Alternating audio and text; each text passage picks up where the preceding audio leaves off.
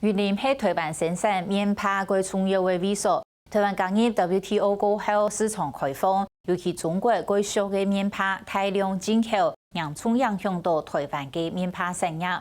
業者嘅成萬愛求生存，也繼續提抗爭。總算睇2006年，政府對中國進口嘅棉花扣204.2%的反傾收稅。5年期滿過後，又再個申請。業者都以為10年的時間好準備。10年來，棉花業者影響的改變，賣新的設備，提高技術產能，又會對創意行銷方來做。12月19反傾收稅又會到期嘅，業者提300申請反傾收稅，會再個通過冇？業者其實唔係個樂觀。不過台灣棉花產業題材也冇，準備好要面對國際市場的競爭嘅冇？南北還有按多乜嘅挑戰呢？向下嚟探討。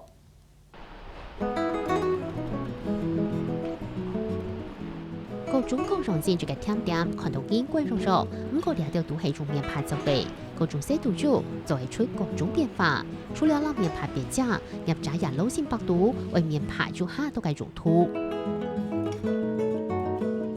它原本就是一條方巾，那再把它加上我們的拉鏈之後，它就變成我們的小物袋。它就可以裝可能裝藥啊，裝我們的化妝品啊，裝個鉛筆。卡列下個開口絲綢線呢，係社團嘅都行最好賣嘅一種，加日本從元素還下邊，還有棉花出唔單強係棉花鐵。那這個圍兜兜中間的這個圓形的洞扎下來之後，一般工廠都會直接把它丟掉。那我們就覺得每個東西應該都會有它的利用價值，所以呢，我們就把它拿起來當成了變成了杯墊。設計行動中心美麗東道嘅，會發揮出產品最大嘅價值。方巾它的市場的批發價可能落在30-40塊左右，但是把它做這樣子的加值或者這樣子的加值，它的末端售價大概可以成長到3到4倍不等。為咗安度住係維持困難，樣板行出產業嘅新路。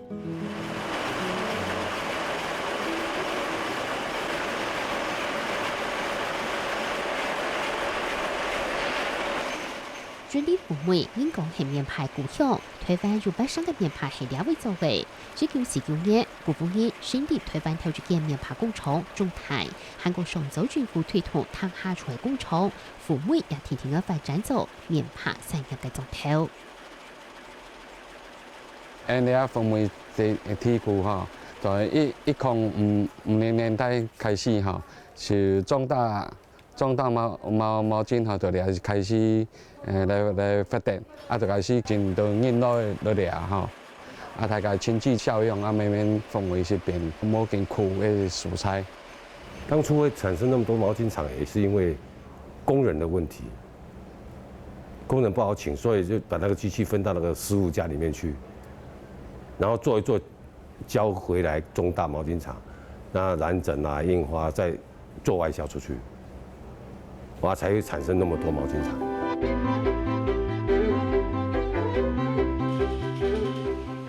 做棉花當多股，為紙、為葉、為包裝也掉，都係個建設式嘅工廠負責嘅，係大棉花廠相關嘅推工廠，也嘅產業挑到每貴客都啲父母。上游、中游、下游，哈，按覆蓋弄得了父母嘅所在，哈，按大家都發展，哈，啊，了解。NDR 父母時代是變講嘅毛巾產業的一個前驅呀哈。照經濟部調查，棉花產值連1990年係最高嘅，如新台幣34億元。睇嚟工廠土地成本增加，工廠使到規模起，產值也見了減少。還拿出啲2006年開放中國棉花進口過後，推翻棉花產業，還拿係強出嘅本地大放鐵。到2006年，產值強調2.52億元，比最高價下少嚟超過30億。2002年啊，哈，開放第一年，中國的大市占率啊，哈，就我們將近60幾%嘛。第二年2003年啊，哈，就80幾%了啊。我們也很擔心，因為很多很好的員工都在這裡待了10幾年、20年的，我們也擔心這份工作，所以當初我們也有上去抗議。棉花厂对公斤提后改下嘅300件，放到2毛50件，还勉強捱定做下期嘅，這禮拜也賺咗200億天。2010年開始，業者技術控制，總算政府喺2006年針對中國棉花達240.7%嘅反傾銷稅。5年期滿，業者再個提出申請，通過過後就放長了5年，期限到今年嘅10年19，10年內業者想辦法來生存下去。我是屬於技術上出身的，那我就朝機器、朝客製化這邊發展。只要是這個電子提花機，它可以做客製化的，它每一針、每一線啊，都可以自由操作，要跑上面，要跑下面。賣線產品提供3年，下2件32年嘅棉花廠是係堅持品質，還能攞世界品牌合作，找人下嘅繞口類做產品，捱過產業衝擊。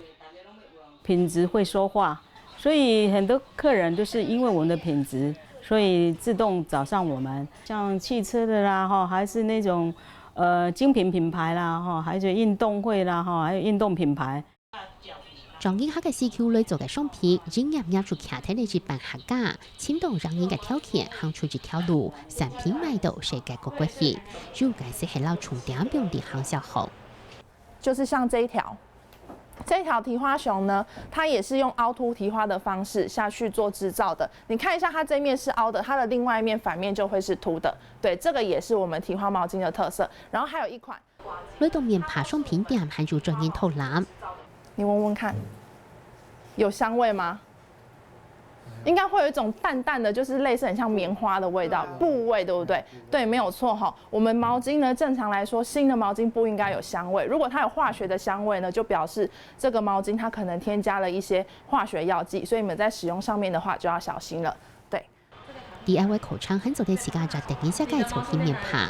對。下面有沒有看到有一條折線？那我們把折線往上折。折起來。對，把它往上折。用力的往下壓，對，像老師一樣用力壓。有沒有看到小貓咪的臉變成三角形了？有沒有？有嗎？有哈，再用力壓下去。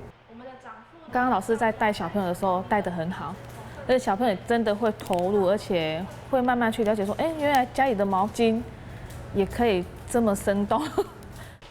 一件棉花乾係入10件廠商強下先啲味，大幫兩個平台，不但搶走生產嘅工廠，也做得直接面對消費者。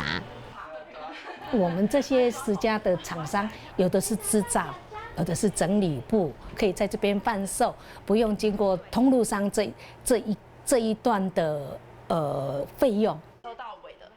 業者也留2項經驗傳到中國去，連下上海、南京等地都上優點，每日可能出係轉機。業者也成為引進類美，看為樣板技術類行。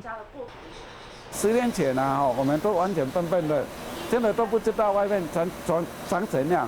經過反傾銷，經過 WTO 啊，被中國大陸啊，一下子打趴嘛，一下打趴啊，然後經濟部工業局開始一連串的輔導，那時候我們才懂得思考，懂得下一步要怎麼做。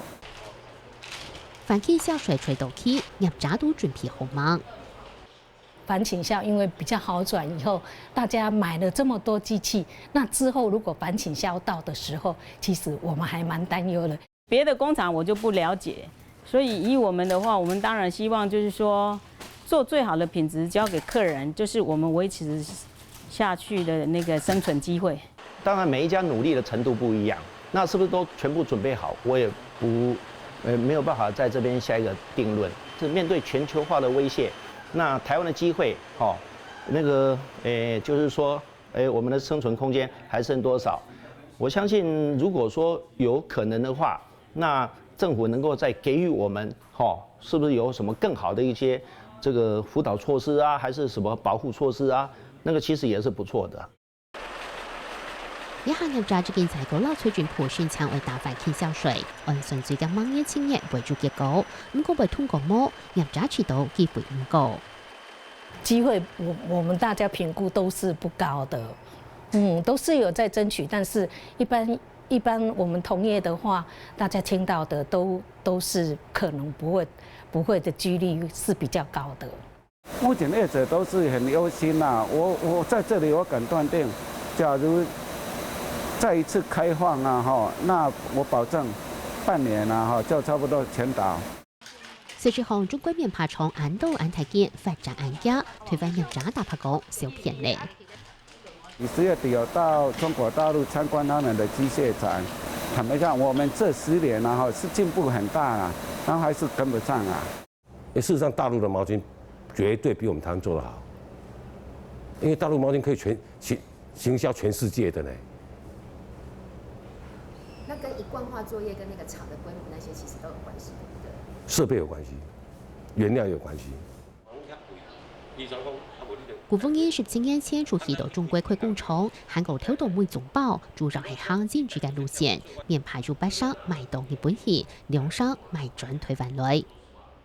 所以我是去设厂的时候是跟日本技术合作过去的，有日本技术的东西就可以卖好，价格可以卖好一点嘛，所以能生存啊。喺台灣提出大範傾銷水計下，古風煙答片過後，就對腳踏站來講，運用不嘅價值，就會讓面派賣到推翻來。比如說我1公斤多少錢，這種價格我才回台灣，以下的價格我們就不能回台灣。所以我們後來這10年回來台灣的東西都是高檔的，便宜東西都不做。業者講，中國棉花底下已經唔係10年前比得嘅，有條件嘅開放，電到對台灣產業嘅提升有幫助。不過市場開放會面對嘅唔單淨係中國體。有大陸，有越南，有印尼，有泰國，有印度，有這些國家，周遭國家都興起了八面危機嘛，四面楚歌嘛。日本的都500-600塊都跑不掉的，那對岸的話，現在一條都要100多塊的，都不輸台灣的那個價錢。按樣台灣有條件讓國際競爭冇能，應該沒辦法啦。原因是什麼？第一個就工人嘛，還有你政府的政策嘛，還有人家真正有錢人，人家不願意投資這種傳統產業，很麻煩。我們傳統產業是資金密集、技術密集，還有人工密集，那你這上面缺一樣，你就沒辦法做了。現在最怕的就是什麼？最欠的就是我們現在沒有人可以在這個船產上面去生存下去。那最簡單是沒有人臉了，我們台灣的孩子沒有辦法做了。產業嘅結構老生態係問題，係廣泛傾銷稅漸漸結束，台灣棉花嘅工廠還作為下一幕。真的落日，那個就是機會跟威脅同時存在啊！這也就是考驗我們自己毛巾業者的一個生存條件。好，那我相信，我們也看到，其實很多的業者，他們觀光工廠也好啊，咖啡館也好，故事館也好，其實大家都有在努力打造屬於自己的一個優越條件。中小創業會行動內也要競爭，原口卡10萬條來面對。所以要開發比較高端的商品，可能比較有一個未來。那你有說走中低價的，那個到最後可能只有剩下價格競爭，然後獲利也不好啊。但是消費者是不是全部都能夠買單？那麼多高端的商品，那我想市場決定一切。台灣其實是以中小型的企業為主，那我們最強的呢，就是很快速的去應變所有市場的適應力跟它的變動。